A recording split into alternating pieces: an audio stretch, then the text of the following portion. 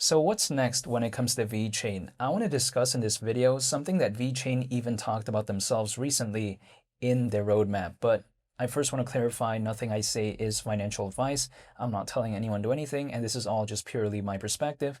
But did you know that in their 2026 roadmap, which I kind of gave a brief overview of in my latest VeChain video, but I do want to focus on something very specific here, and that is how in the 2026 roadmap, VeChain did talk about core protocol evolution, which they call a VeChain renaissance, and they call it interstellar. In which case, let me break this down real quick, but I think maybe someone at VeChain has been watching a little bit too much of those Matthew McConaughey movies and probably called it Interstellar. I'm just joking. I mean, who knows, right? But also, by the way, I just realized Timothée Chalamet was actually in Interstellar. I didn't know that before. I didn't realize that. But yeah, when it comes to, again, Interstellar, when it comes to the core protocol evolution, as they like to call it, one of the aspects that they talk about is full Ethereum compatibility. Why does this matter? Well, it's because Ethereum, it's way more popular than VeChain. I mean, come on. No one is thinking that the VeChain Thor blockchain is more popular than Ethereum. This is my perspective, even though I'm a fan of VeChain, but I'm just saying. So I think this right here is the right step in the right direction. If we take a look at Ethereum, first of all, a lot of developers out there, they know Solidity. Not to mention, a lot of developers out there know what Ethereum is, and a lot of developers also do care about Ethereum. Ethereum has a very massive fan base. A lot of people usually know what that is if they care about this space. So naturally, seeing an aspect of full Ethereum compatibility when it comes to VeChain's 2026 roadmap in regard to this section that they call Interstellar, so to speak, I think it's pretty cool. I think it's maybe the right hypothetical step in the right direction. Just because, again, of the historical popularity and also the current popularity of Ethereum, when I take that into consideration, again, I just thought it was a pretty awesome thing. But also, let's take into consideration another thing that they mention under this section is something in regard to RWAs. Now, what does that stand for? RWA more specifically stands for real world asset. And to just kind of give an example when it comes to this, I'm just going to use RWA tokens, again, just to kind of give an example. RWA tokens, they're digital representations of physical assets on the blockchain. So for instance, they can be used in market sectors like real estate and stuff like that, also art, etc. So yeah, when I take a look at that right there, I think it's pretty cool. We see a lot of projects out there really focus on RWAs. Like for instance, we see in the case of Ondo, that's pretty focused on that.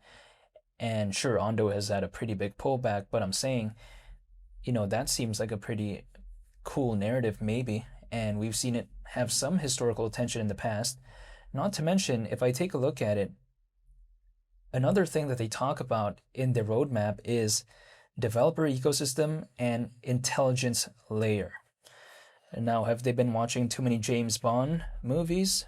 Who knows, maybe.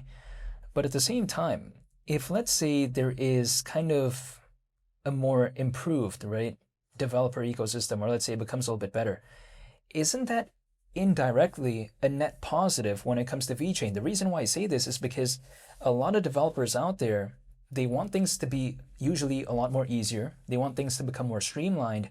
And if a project can improve that experience for a developer and developers choose that place, naturally, if what they build on that place becomes popular, or let's say the adoption is better, what naturally happens, it kind of elevates that place naturally because there's that popularity and that attention for the thing that they built on there, if that kind of makes sense. It's like, for instance, let's say a very massive company built like a very massive hotel in a certain area or in a certain city, and then suddenly it becomes like very popular. Naturally, that city just became a little bit more popular as a result, indirectly, right? Just take a look at, for instance, Amazon starting in Seattle. That's just an example that I have. So when I take a look at VeChain caring about these details, right, in their 2026 roadmap, it's 2 thumbs up for me. And also in my previous video, I already talked about the stuff that they mentioned about AI and whatnot. So I'm going to skip that part because I already talked about it. But again, I just kind of wanted to highlight these other points in the 2026 roadmap when it comes to VeChain, because sometimes people like to ask me, well, what's next? Well, first of all, when it comes to the charts, I can't control anything. but at least I can only go off of what VeChain is posting about, right? Because I'm not a part of their team. I don't know what's going to really happen for sure when it comes to VeChain if they don't announce it.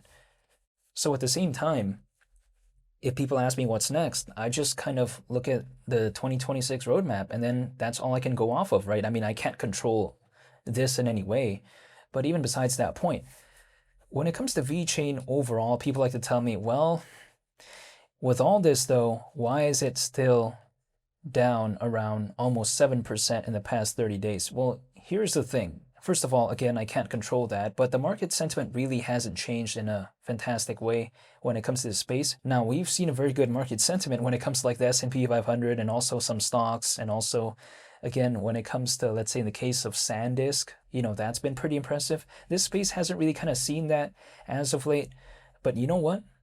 I don't mind though, because I'm not going to try to chase those trends. I'm going to just be focusing on the things that I'm more familiar with. That's it. That's the way to take a look at it. I've just been researching about the projects that I'm a fan of. So I'm going to focus on that because I don't mind waiting. Like for me, it's not like I suddenly feel impatient and I suddenly want to chase this other market sector or this other trend. That's not my style. Even though this space is still boring, so to speak, I don't mind because this is the space that I've been researching for quite a while. It's a space that I'm more familiar with. So that's what I'm going to focus on. But that's just my mindset, right? I'm not telling anyone to do anything. This is just my outlook. Also at the same time though, if I take a look at VeChain, or should I say its primary native token called VET, when it comes to VET, as of right now, it being at a market cap of around 600 million, keep in mind, back in December 2024, the market cap was slightly over 5 billion. So clearly we do know that we're over 8 times lower than that. And the thing is this, if let's say VET could maybe, in a hypothetical, recover back to that, we'll wait and see. I mean, there's no telling. If it, for whatever reason, went back to that point, again, we're around 8 times lower than that.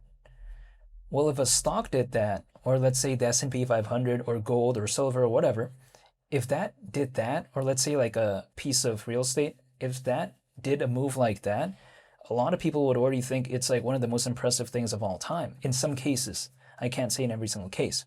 But then a lot of people like to tell me, well, if VET just went back to where it was back in December 2024, it's so boring. They like to say that. Well, if it's not boring in other market sectors out there, why is it suddenly boring here?